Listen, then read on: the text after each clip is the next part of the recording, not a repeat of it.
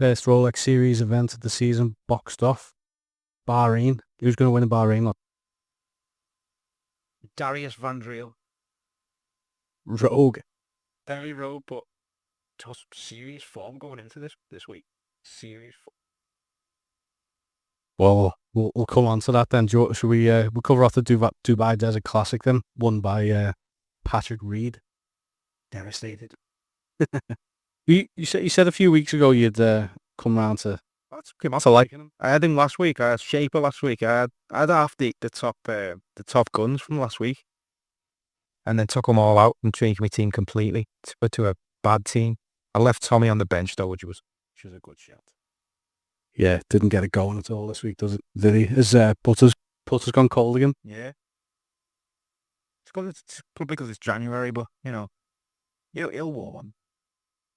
Right, but as the season progresses, Liv starting to feel like the dominating a bit. It was Reed and Puig for a long way, wasn't it? It was. That David Puig is going to be a class player. Give him a couple more years, and it's just a shame he's on Liv, to be honest. So when Liv collapses and he goes back to the PGA Tour, we'll see him right up there.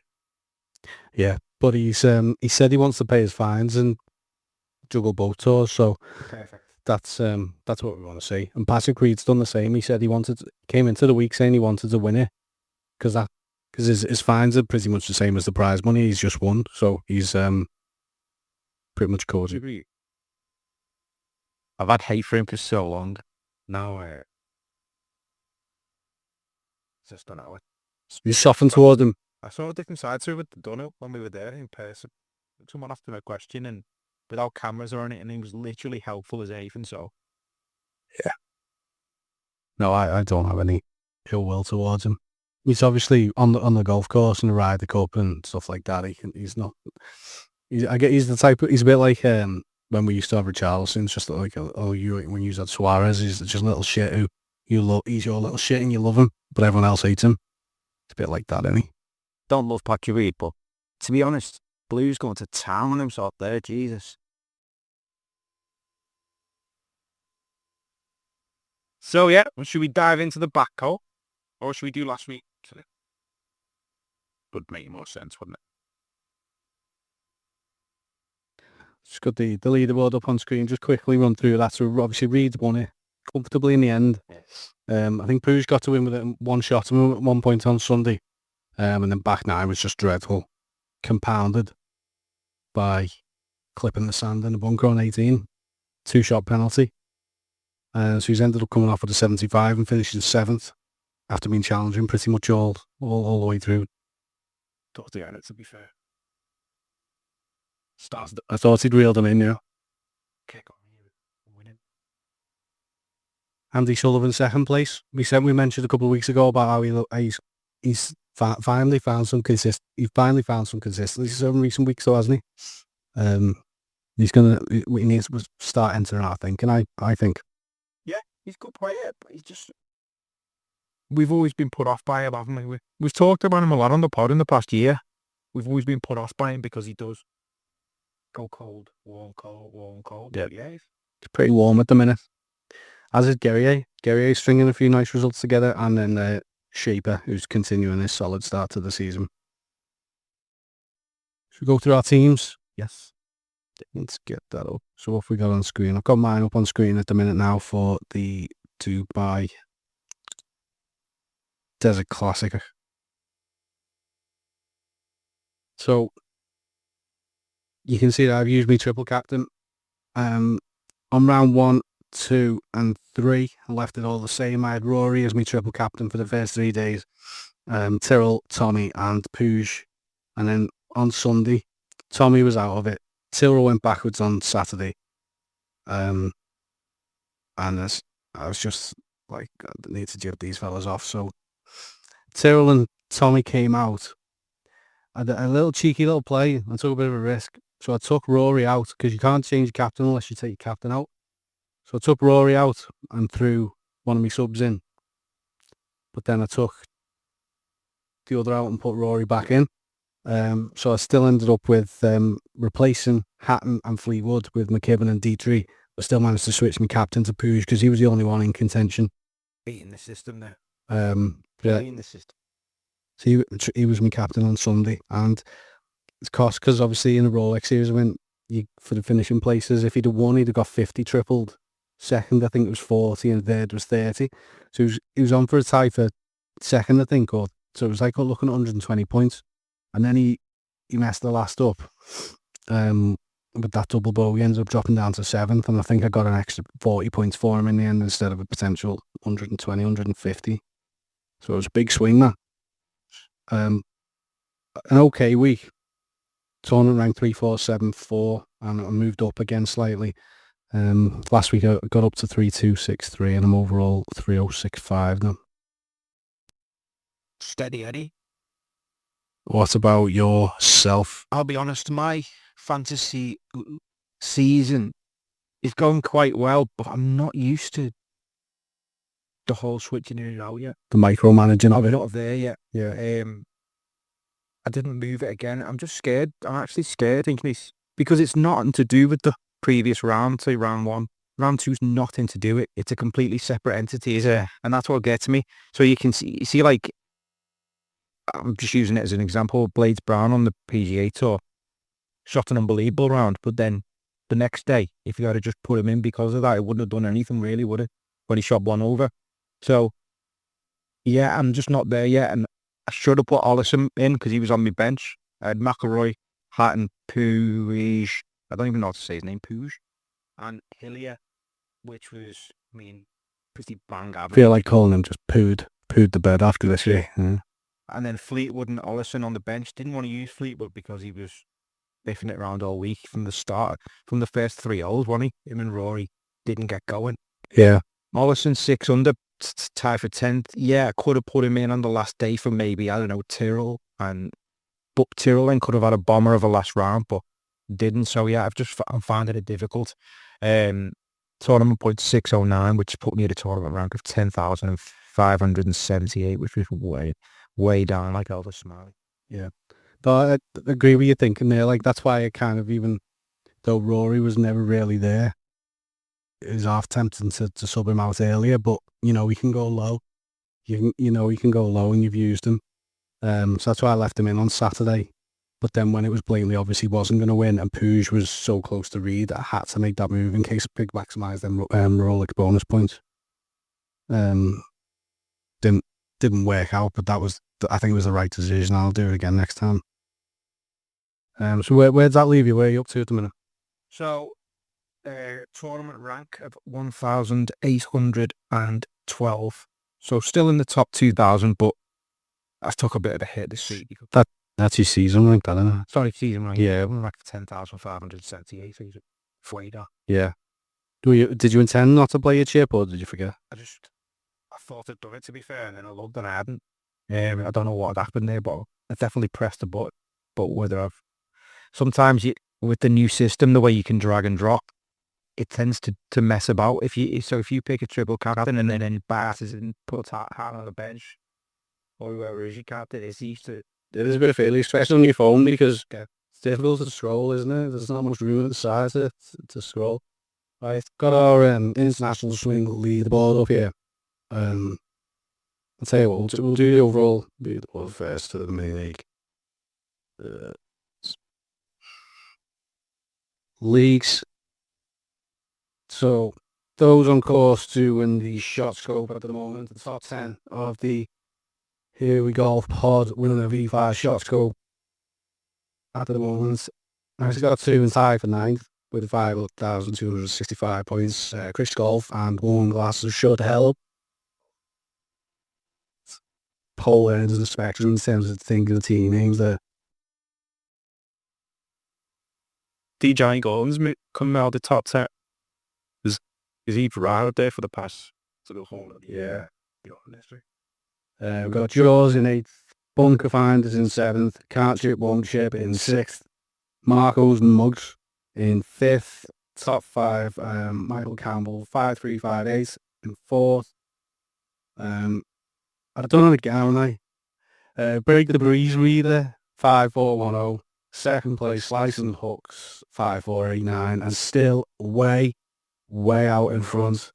Well, to way out, only got 40 points in it. Sea Gift, Glover FC, currently leading the way. Was we leading the whole thing last week? Just missed out because of a bye week, or You slipped down a bit, lad, haven't you? Down to 39th there. Aye, but we've got the International Swing prize as well, so even if you're floundering in the shots called, there's still up for grabs. There'll be a gift voucher on offer for the winner of this. And I've got the top didn't quite get the top 20 and top 18 here on screen. I'll just read the top 5 out of them there. We've got tied for fifth. We've got Barty Duke, Harris Jones, nice to see her doing well. Young Davis, tied for fifth with her at 1746. Jaws, he's climbed 55 places this week, up into fourth. Slice and Hooks in third. Warm Glasses shut the hell up in second. And Cathal 50 Bob in the lead. Currently, he's climbed a massive 86 places this week, so he's had a pretty stellar week. tournament round of 3. Wow. Bench to boost. Reed is captain. Puig, Allison, Holland. Cancer at another bench to the class. Even Cancer as well, still lands to the tournament rank of 3. Fair play, Cathal. Really, really good. Right. We're off to Bahrain. But you're not. They are. Looking forward to this week. I enjoyed it last year because it was so competitive. I don't really remember. It was about 15 plays, tied for second. I remember Captain Patrick agreed, thinking he was like the standout. He was like miles clear on paper. There was nowhere to be seen. That's all I remember from last year. Oh, it was good. It was good. I had Richie Ramsey in my team and he came second. I bet Ramsey is The week I started with the stat, the really going into detail on the stat. Have you got any thoughts on this week then? Yeah, I actually did quite a bit of research into this. Sorry. If from a fantasy perspective, I think the play here is to pop Schaper and Reed on the bench in case they start flying. And I was completely at odds to what I've just said about them. But if they start playing, you know, they're going to probably do well. So after the first round, I judge it, but I don't want to use another chip. You've got the hangover theory in the back of your head. Yes. So I don't want to use a chip because Reed could be severely come over after a night of Buffalo Trace or whatever he drinks. And Schaper, he's on it this season, so but I already used him 3 times. I don't want to put another side of the backcoat because it's not a really decent event. So yeah, they're 2 bench for me. And my 4 players are Captain Daniel Hillier. It's between him and Darius Van Driel. Van Driel's got a lot of form going in to this one at a very weak field. Horses for courses, as we say. He's now, I think he's 0% owned as well, which is massive. And I think I want to use 0% owned in this sort of event. That's just absolutely silly. So it was 0% own pick there, because that was going to be... Is he really? That was going to be me question for you. Who's you not 0% shout this week? Another 0% shout. He's not made it to the team, but Ivan Cantero, he, started the season very well, but he came second in this last year. There is an absolute army of players at 0% own this week. It's a condensed, it looks like it's quite a condensed selection of a pool of players that people have picked. Definitely. Richie Ramsey as well came second in this last year, got form, started the season okay. He makes it into my team, and then Thomas Dietrich. We've got 5 picks here. It's off to live. He is off to live. I think getting him in early is a good show. Notable mentions this week for me was definitely Brandon Robinson Thompson. As I've started the season, great, but he's completely 0%. He's near the bottom, and he came second in this. Tied of second. There was about 15 plays at tied of second last year. Baby. And there was one more, but I can't quite remember it now. Oh, Larafa. He's got tied to 33, tied for 35, tied for 54, missed cut, but he also came second in this last year. So everyone seemed to have come second in this last year. But say course, say conditions, quite a windy desert track. So, we want to have someone quite good with their irons, I think, on this. And that's why I'm going with Richard Ramsey, because he was top of my charts last season. Elviria, he's in a bit of form, but he was on over this week, wasn't he? He wasn't over this week. He's all on that show, yeah. And I was won last year, so He's going off the boil big time about me. He was just in purple patch last year, we probably realised that and recognised it and thought, right, we're going to cash in again. But yeah, I've tried to go high owned to shoulder bench, completely high owned, and then to 0% owned just for a minute. That differential. What about Myself, similar. Just pull my single bit. No, pulled the wrong window. You were looking at Google Gemini. Tom Steve Hughes is sitting as a captain currently. I just don't want to use him too much out of the season with his commitments. So he'll be my second use him already. I'm happy to let him sit there. He's one of the quality players in the field. I've got Reed sitting in my starting line at the minute. I probably should have learned a lesson from last year, but I just think he's better than most of these, comfortably better than most of the potential for us to be hungover, but really, he's shown that he's playing well. So there's that flip argument. Maybe I should start him on my bench and see how it gets on, but I just think if he's playing well, he really should be up there and looking to go back to back. Third pick is time to here. Again, just really strong form at the minute. Not using him yet this season. Good opportunity for him to try and get a win under his belt as well, because this is much weaker than what he's been competing in. He's been finishing high. And then Andy Sullivan, just riding that train while he's got a bit of consistency. He's 3 starts this season, tied for 52 in the second, but towards the end of last season as well, that sort of stretch of top 10s, top 20s goes back a lot further. Your bench, I've got Schaper. I've used them twice already. I don't want to run out of him really, because I think he's going to stick around for the season. The young kid he doesn't look like he's in purple as to me. He looks like he's coming.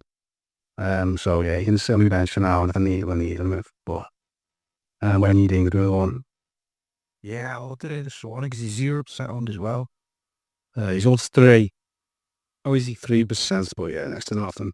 So a bit of differentials to throw in if he's in contention going into Sunday.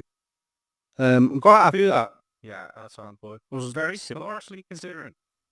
I was looking at me 0% owns. There was the young lad. Well, we picked out Steinleck, and he was one of our ones to watch this season. And so far, he's getting early.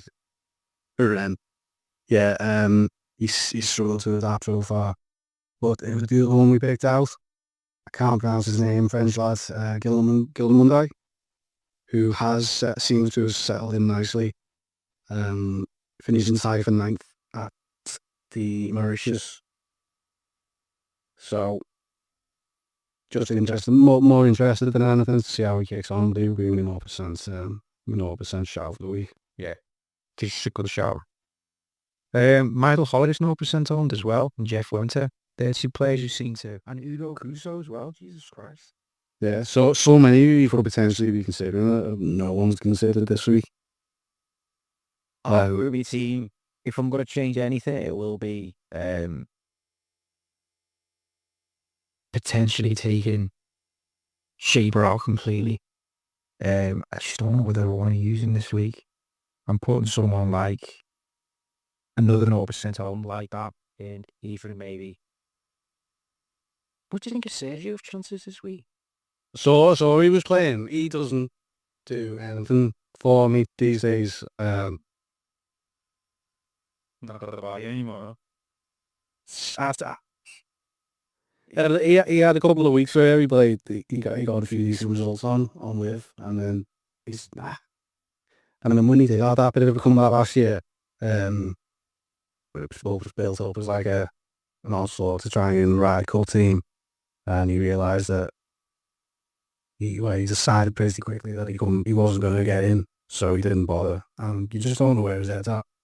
And this is a tune-up for next week as far as I'm concerned. Don't expect him to be in form or fit and fire, and I think it's just a bit of an off to dust off the cobweb after Christmas. So Yeah, I'm not going nowhere near him.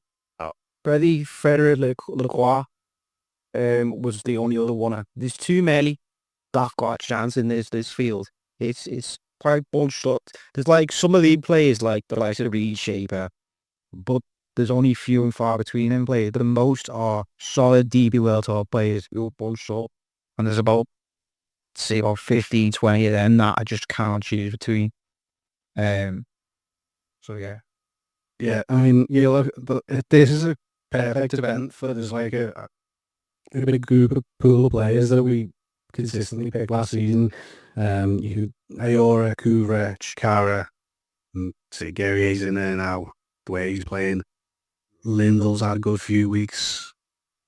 And the other one I mentioned as well, Kabore, he missed the cut last week, but again, consistently sort of ones that you consider, and they're not even near it for me this week because it's quite top end of the field is quite strong. So Sean Norris as well, he went 5th, 2nd, 20th, and then he missed the cut last week, so he's definitely not hungover. Clearly bounced back, or is it just the South African start that works? he proved me theory correct, lad. He's going to go into the abyss for a few months. Jorge Campillo as well. Another one we picked quite a lot last season, and he's gone 23rd, 23rd, 19th. That's a nice bit of consistency from him.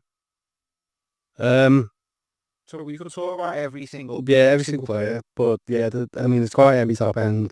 Paspalum's 59%, so Schaper's 50, Sullivan's 44, and then that sort of pool players is all in around 10-20%. Just feel like if you go with Schaper and Reed, you're not going to gain anything if they finish 20th. It's Long game, knowing it.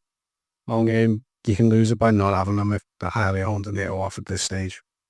Yeah. Anything else? So what? no, That'll do for the Fantasy DP World Tour show.